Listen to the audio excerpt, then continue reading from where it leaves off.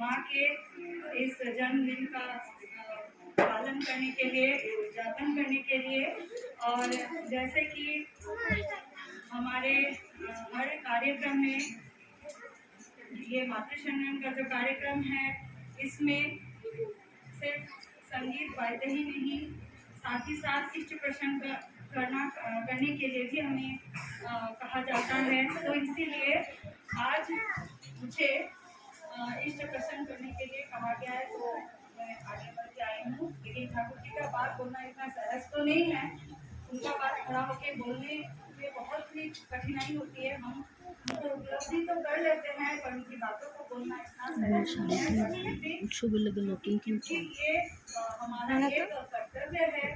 हम जब ठाकुर जी को पकड़े हैं, तो ठाकुर जी से हमें क्या प्राप्त हुआ है, ठाकुर जी को लेके हमारे जिंदगी में क्या बदलाव आए हैं, वे कौन हैं, उन्हें क्यों ग्रहण करना चाहिए, ये सभी बातें मतलब हम जान सकते हैं, बोल सकते हैं, बोलने का प्रयास करेंगे। अगर मुझसे कोई छूटी हुई तो क्षमा करना। लेकिन ठाकुर जी का बात मैं जितना समझ रही हूँ, क्या मैंने, क्योंकि मेरा जो दीक्षा हुआ है वो मेरा बचपन नहीं हुआ है, मैं अपने माँ के घर से ही ठाकुर जी का दीक्षा प्राप्त की हूँ। मैं बोलिए तो मेरे माँ के घर से ही मुझे ठाकुर जी का नाम मिला है, और इसीलिए मेरे लिए सब कुछ मेरे ठाकुर जी है। मेरा पूरा जिंदगी ही उनके साथ ही है। मतलब जैसे अभी वर्तमान आचार्य देव जो आचार्य देव है हमारे देवघर में, पहले हमने बाबा जा कहते थे, तो आचार्य देव ने हमें अभी एक बहुत बड़ा कार्य दे दिया है, जो है डीपी वर्ल्ड। और ये डीपी वर्ल्ड बहुत इम्पोर्टेंट है। ये अभी इस युग के लिए एक बहुत बड़ा कार्य है। हम हर सत्संगियों का एक बड़ा कर्म ही है अभी डीपी वर्ल्ड। डीपी वर्ल्ड का मतलब क्या है? डीपी वर्ल्ड है मतलब हम समझ रहे हैं डीपी वर्ल्ड दीक्षा पत्र का जो समीक्षा हो रहा है उसका।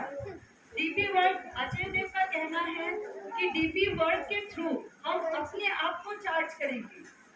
हमने जो ठाकुर जी को लिया है, ठाकुर जी को लेने का मेन उद्देश्य है उनके जो उन्होंने जो हमें जो बीज मंत्र दिया है, जो नाम दिया है, उस नाम की, क्योंकि कलयुग में कहा गया है कितना भी भजन कीर्तन कर ले, कितना भी पूजा पाठ कर ले, नाम जब बिना कुछ भी नहीं हो सकता है। तो ये बीज मंत्र ठाकुर जी का दिया हुआ जो बीज मंत्र है, जो नाम है, यही हमारा सबसे इम्पोर्टेंट बात है। जब हमने ठाकुर जी को ग्रहण किया है, तो इसका मतलब है कि उनकी जो नाम है, उस नाम को हम हर समय जो है जप करें और कोशिश करें कि उसका नाम ध्यान करने के लिए बोला गया, ध्यान और जप दोनों करें। इससे क्या होगा, हम अपने आप को चार्ज कर पाएंगे। क्योंकि दीक्षा लेने से हमारा क्या क्या काम है, ठाकुर जी बोले जजन जाजन इष्ट प्रीति, ये तीन क्या अभी तो बोलेंगे सदाचार, 5 जो नीति है ठाकुर जी का, ठाकुर जी को ग्रहण करना तो मतलब इन 5 नीतियों का पालन करना।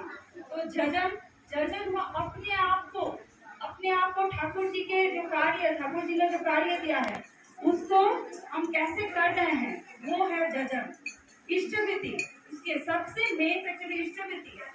जब हम इष्टवृत्ति करेंगे, ठाकुर जी के साथ युक्त होंगे इष्टवृत्ति करने से, और ठाकुर जी के साथ जब युक्त होंगे तभी हम अपने आप को जो मैं बोल रही हूँ चार्ज करना, उस चीज को हम कर पाएंगे, अपने आप को चार्ज कर लेंगे। और जब हम अपने आप को चार्ज कर लेंगे, इसका मतलब है हम अपना जजन की, और तब इसी बात को हमें अभी अपने जितने भी आस पड़ोस के लोग हैं, जितने भी हमारे संगी साथी है और जो गुरु भाई गुरु भ्राता है, उनके साथ इसकी चर्चा करेंगे। वो हो गया जाजन। तो डीपी वर्ड तो हम लोग को जजन और इष्टवृत्ति तो हम लोग कर ही लेते हैं घर में। हर एक व्यक्ति इष्टवृत्ति जो ठाकुर जी का दीक्षा लिए हैं, तो घर में बैठ के हम लोग इष्टवृत्ति कर ही रहे हैं। जैसे सुबह कहा गया है वैसे ही कर रहे हैं, चरण भी कर रहे हैं, पकड़ लीजिए जप भी कर रहे हैं, ध्यान भी कर रहे हैं, सब कर रहे हैं। लेकिन हमारा जो है जाजन छूट रहा है। तो ये ठाकुर जी का कार्य होगा कैसे अगर जाजन ही छूट जाएगा? तो इसीलिए आचार्य देव ने क्या दे दिया है, ये हमें डीपी वर्ल्ड जैसा एक कार्य दे दिया है उन्होंने। ये डीपी वर्ल्ड हमें दिया गया है। और विशेषकर ये डीपी वर्ल्ड में आज मातृशंदन में बोलने का हमारा विशेष तात्पर्य इसीलिए है कि माँ के ऊपर में ही ज्यादा दिया गया। अजय देव का कहना है जो मातृ है, जो माँ है, वही इस कार्य को सफलता पूर्वक कर पाएगी। क्यों? क्योंकि एक माँ जो है एक घर की बेस है।